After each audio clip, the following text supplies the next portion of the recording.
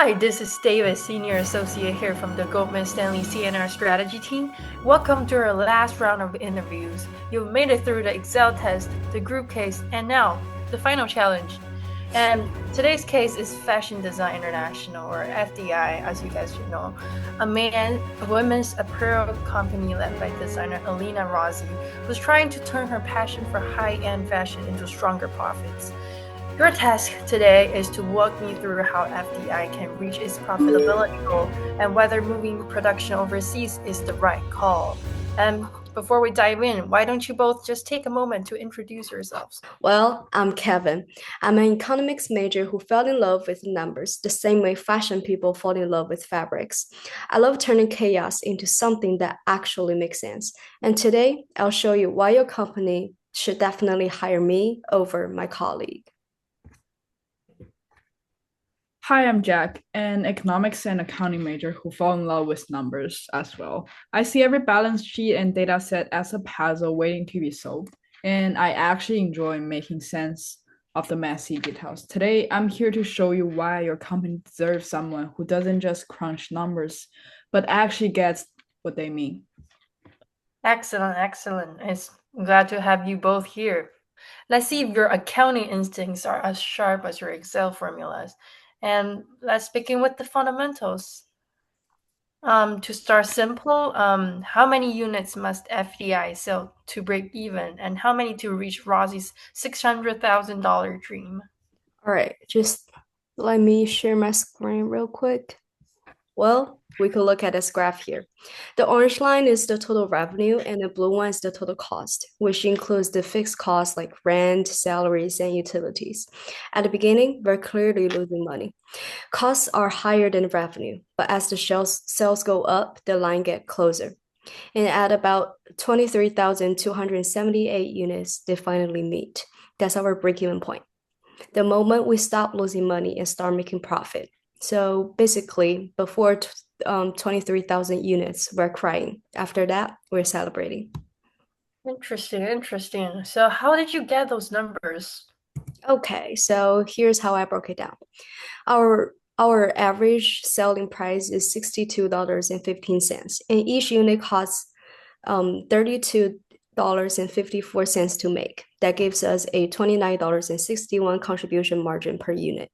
The company's fixed costs, rent, salaries, overhead total about $689,226.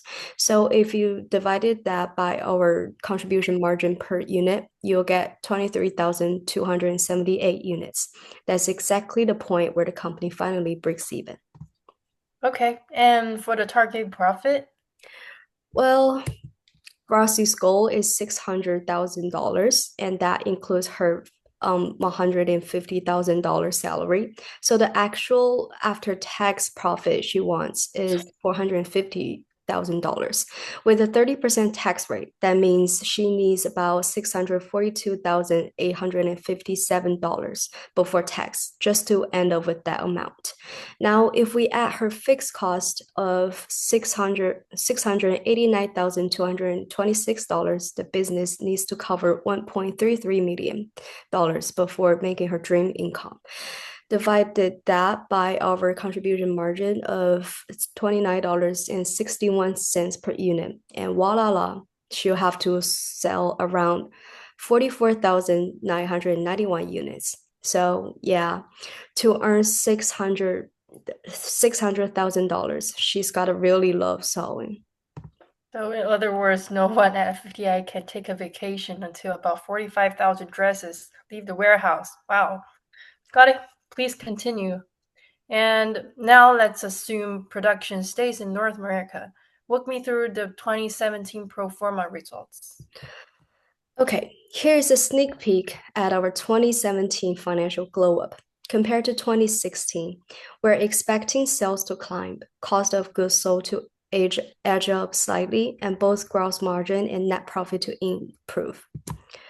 Let's take a closer look at 2017. First, sales. We're expecting a solid increase from about 2.25 million to 2.4 million. Naturally, cost of goods sold rises too, from 0.82 million to 0.89 million because, more fabric, more fashion. Operating expense take up slightly from 1.05 million to 1.09 million, but overall, efficiency stays strong. That means profit before tax climbed to roughly 0.44 million. And after tax, net profit reaches about 0.3 million, a nice 10% jump from 2016. All right, there's some steady improvements, though it's probably still not quite the new Mercedes level of income Rossi was probably hoping for. Now let's talk about what Rossi actually takes home. What's her total cash payout under this scenario? All right. We combine the company's net profit of 304,840 with her $150,000 salary, giving a net cash available of 454,840. She'll still about $145,000 short of her personnel goal. So progress, but not quite champagne worthy yet. Right. When does she finally hit the target if she keeps the production local? The goal was to achieve a 600,000 annual cash payout. As we can see, profit after tax steadily increased from about 304K in 2017 to 471K in 2021, while the owner consistently withdraw 100.5K per year. This growth trajectory shows a disciplined approach to profit reinvestment and the cost control, allowing the company to hit its goal in exactly 5 years. 5 years. That's pretty long. In the fashion world, that's probably 2 trends and a comeback later. Now let's explore the alternative. Production moves to Vietnam. What happens to the numbers? Compared to 2016, sales increased from 2.25 million to 2.41 million, while net profit rose from 270,000 to 450,000, a 68% jump. Although sales stayed around the same level, production costs dropped sharply, with fabrics, cutting, and sewing expenses each falling by 50%, reducing total cost of goods sold to 567,000. Gross profit rose to 1.84 million, and even after higher insurance, legal, and travel expenses, operating costs remained about 1.2 million. That produced 643,000 before tax and 450 after tax, giving a 76% gross margin and 19% net margin. Overall, the overseas division become more efficient and profitable, driven by lower production costs and the control expenses. Now that's more like it. Those are numbers even the CFO can smile about. So what does Razi personally earn under this new setup? Adding her 150K salary to the 450K after tax profit gives a total 601.91, just over the goal. In the other words, by moving production overseas, she reaches her target in very first year. Instant results. And just to confirm, how many years does it take overseas to hit that $600,000 mark? It happens immediately within the first product year, 2017. That's a 4-year advantage over the North America plan. Now, the big question. What's your final recommendation and how do you address the ethical side of this decision? Quantitatively, moving production overseas is a clear winner.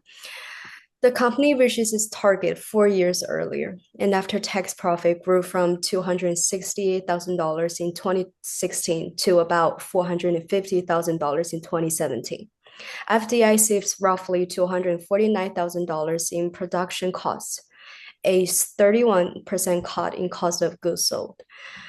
It's an efficient path toward achieving Rossi's financial goals. But financial gains come with risks. Moving overseas introduces ethical concerns. Low wages, unsafe working conditions, or poor oversight could hurt FDI brand's reputation. Rose's brand relies on the craftsmanship and the social responsibility. If she wants to relocate production, she must choose certified factories, audit regularly, and maintain a quality control through the strong communication channels. If managed properly, the overseas move can boost profit and preserve brand values. So a win for both finance and conscience. That's the kind of balanced answer I wish we hear more often in real boardrooms. All right. To conclude, here's my take. If FDI keeps production in North America, it maintains control and quality, but hits the 600,000 goal only by 2021. It's slow, steady, but safe. And if FDI moves overseas, costs fall dramatically. Profits rise by nearly 70%, and Rossi reaches her target immediately in 2017. The challenge, of course, lies on how that move is executed. A poorly managed shift could damage the brand, while a well supervised one could redefine its growth story. So, my final recommendation, yeah, I would agree with you guys. Move production overseas, but remember, you have to do it responsibly.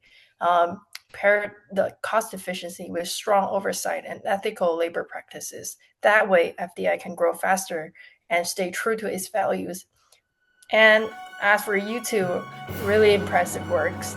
You've shown a great balance between quantitative analysis and thoughtful judgment, which is exactly what we look for.